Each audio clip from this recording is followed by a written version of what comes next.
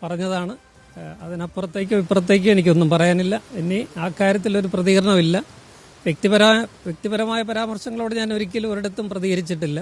അതിനി ഉണ്ടാകത്തുമില്ല.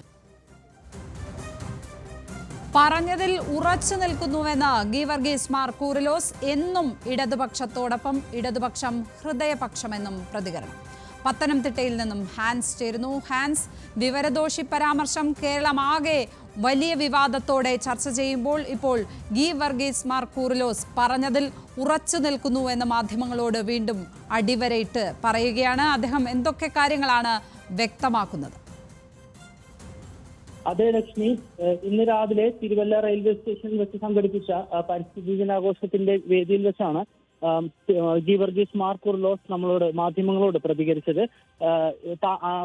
സമൂഹത്തിന്റെ നാനാഭാഗങ്ങളിൽ നിന്നും അദ്ദേഹത്തിന്റെ പിന്തുണയുമായി ഒരുപാട് നേതാക്കൾ എത്തിയിരുന്നു. അതും കൂടെ കൂട്ടിച്ചേർത്താണ് വിഷയത്തിൽ ഇനി പ്രതികരിക്കുന്നില്ലെന്ന് ഗീവർഗീസ് മാർ കൂറിലോസ് മാധ്യമങ്ങളോട് വ്യക്തമാക്കിയത്. താനെന്നും ഇടതുപക്ഷമായിരിക്കും, ഇടതുപക്ഷ അനുഭാവം പുലർത്തുകയും ചെയ്യും.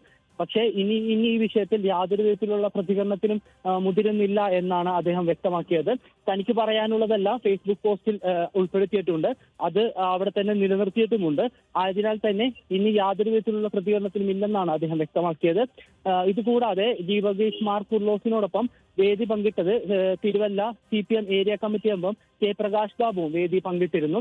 ഇദ്ദേഹവും വിമർശകർ ശത്രുക്കളല്ല എന്നൊരു ഫേസ്ബുക്ക് പോസ്റ്റ് ഗീവർഗീസ് മാർ കൂറിലോസിന് പിന്തുണയുമായി ഫേസ്ബുക്കിൽ പോസ്റ്റ് ചെയ്തിരുന്നു.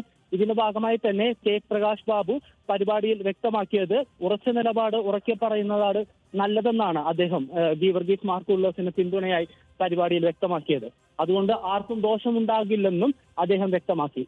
പറഞ്ഞ പ്രസ്താവനയിൽ ഉറച്ചു നിൽക്കുന്നുവെന്നാണ് ഗീവർഗീസ് മാർ കൂറിലോസ് പറഞ്ഞിരിക്കുന്നത്. എന്നും ഇടതുപക്ഷത്തോടൊപ്പം, ഇടതുപക്ഷം ഹൃദയപക്ഷമെന്നും അദ്ദേഹം പ്രതികരിച്ചിരിക്കുന്നു.